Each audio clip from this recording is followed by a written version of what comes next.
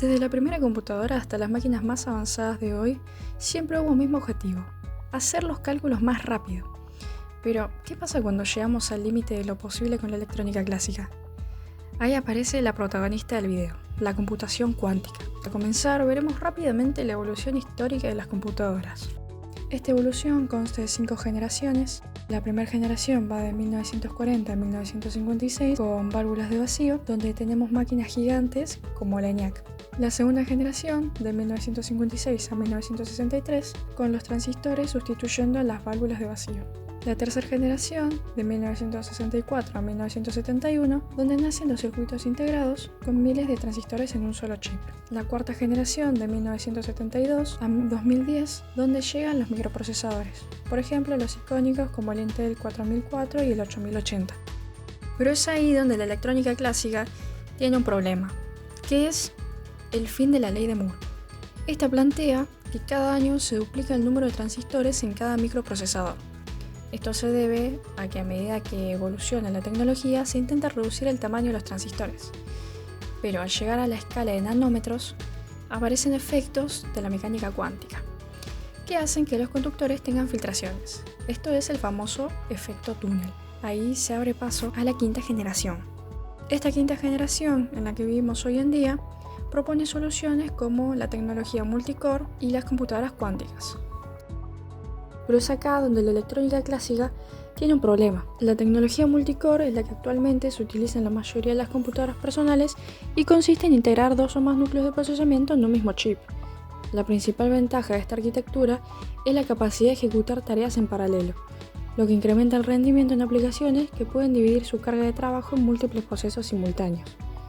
Este avance surgió como una solución a corto y mediano plazo frente a las limitaciones del aumento de la frecuencia de los procesadores.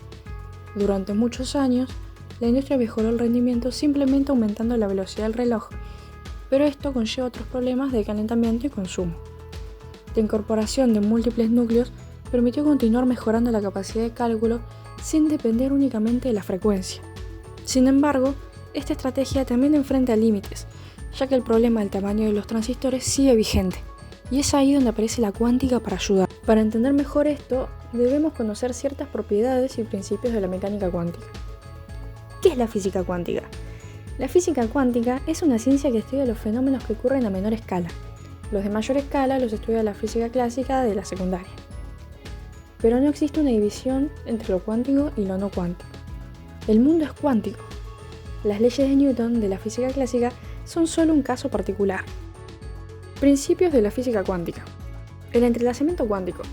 Este es uno de los fenómenos más fascinantes y contraintuitivos de la mecánica cuántica. Se produce cuando 2 o más partículas interactúan de tal manera que sus estados cuánticos quedan correlacionados. Esto significa que aunque se separen a grandes distancias, el estado de una partícula está ligado instantáneamente al de la otra. Albert Einstein se refirió al entrelazamiento como una acción fantasmal de distancia. Esto, llevado a la computación, permite que la capacidad de realizar operaciones en paralelo crezca de manera exponencial en relación al número de qubits con los que se puede operar en la computadora. La dualidad onda-partícula. Las partículas subatómicas se comportan como ondas y partículas. Hay fenómenos que se explican tomando el modelo de partícula y otros con el modelo de la onda, como por ejemplo el experimento de Young. La función de onda describe a la partícula con su comportamiento ondulatorio y nos dice la probabilidad de que se encuentre en esa distribución. Y esto nos da paso a los siguientes principios también. La superposición cuántica. Esto nos dice que una partícula subatómica puede estar en uno o varios estados y lugares a la vez, hasta que se la observa. Para conocer su posición, se usa la probabilidad, pero nunca se puede conocer a ciencia cierta su posición. Se representa mediante funciones de onda que cuando se las observa colapsan a un valor. Según el principio de indeterminación, no se puede conocer con precisión y simultáneamente el valor exacto de la posición y el momento o velocidad de una partícula. Cuanto más precisa es la medida de la posición de una partícula, mayor es la incertidumbre asociada en la medida de su momento lineal y viceversa. Esto no es una limitación experimental, sino es inherente a la propia naturaleza cuántica de las partículas. La computación cuántica es un paradigma de computación distinto al de la informática clásica. En vez de trabajar a nivel de voltajes eléctricos, se trabaja a nivel de cuantos. Mientras que en una computadora digital convencional, un bit solo puede tomar los valores de 0 o 1. En la computación cuántica se trabaja con qubits que obedecen las leyes de la mecánica cuántica, las que vimos anteriormente. Esto le permite a un sistema cuántico representar múltiples combinaciones de valores en paralelo, lo que se traduce en una capacidad de procesamiento exponencialmente mayor respecto al número de los qubits disponibles. Por ejemplo, con los bits convencionales, si se tenía un registro de 3 bits, había 8 valores posibles y el registro podía tomar uno de esos valores. En cambio, si se tiene un vector de 3 qubits, la partícula puede tomar 8 valores distintos a la vez gracias a la superposición cuántica. Además de la superposición, otros conceptos claves son la coherencia cuántica. Esto se refiere a la capacidad del qubit de mantener su estado cuántico durante un tiempo determinado sin perder información debido a la interacción con el entorno. Este lapso se conoce como tiempo de coherencia y determina cuántas operaciones se pueden realizar antes de que el sistema pierda su fidelidad. Mantener la coherencia el mayor tiempo posible es uno de los mayores desafíos técnicos de la computación cuántica. La interferencia. Al realizar cálculos cuánticos, se generan ondas de probabilidad que pueden reforzarse, es decir, una interferencia constructiva, o cancelarse, una interferencia destructiva.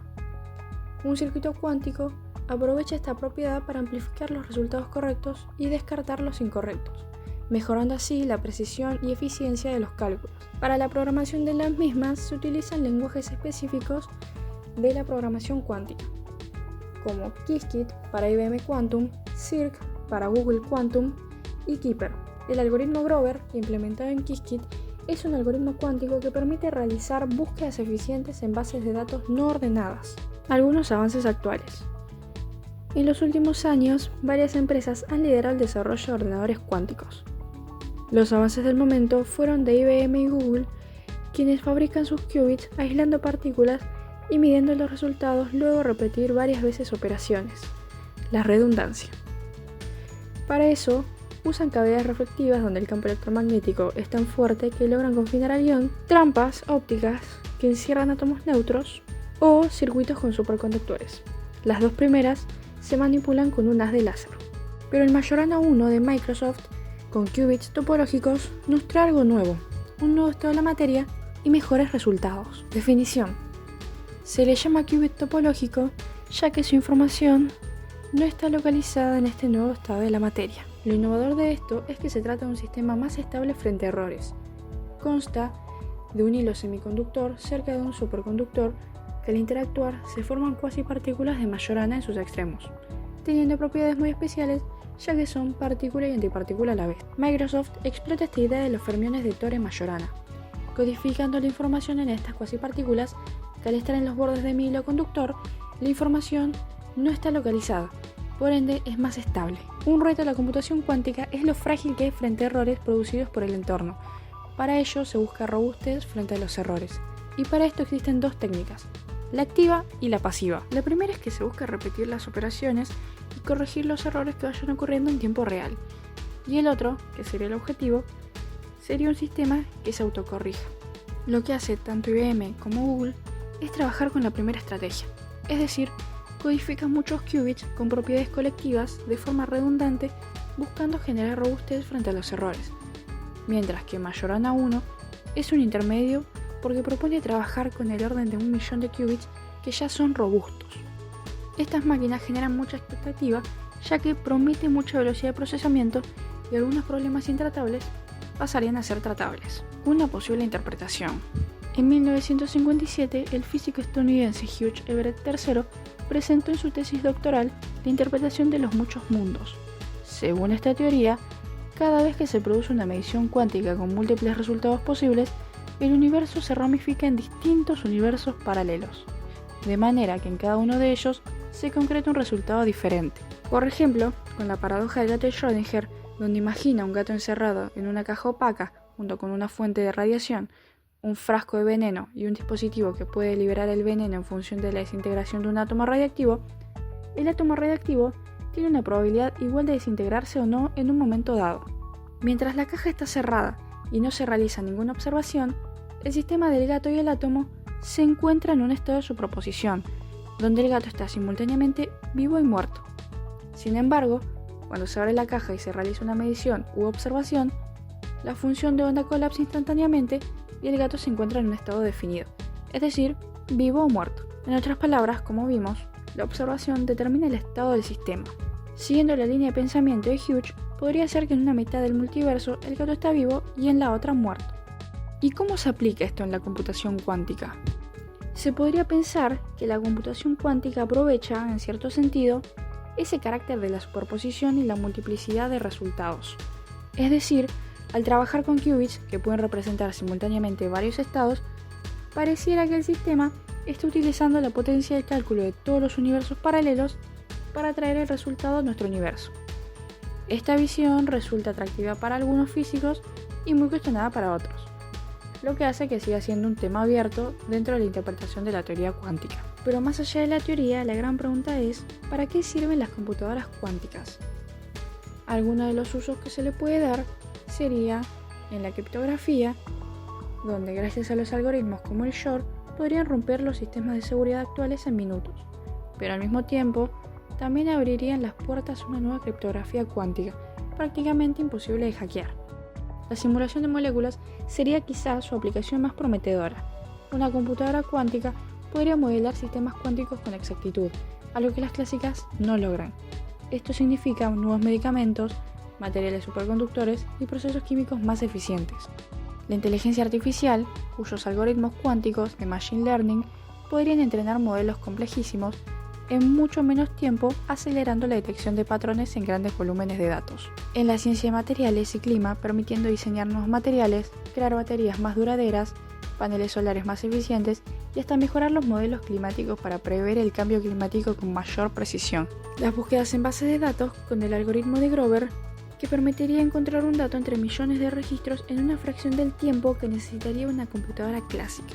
Estos serían algunos de los problemas que pasarían a ser tratables y podrían ser solucionados en segundos gracias a la computación cuántica. Por otro lado, para finalizar, es importante aclarar que más allá de la interpretación, las computadoras cuánticas todavía no están al alcance del uso personal.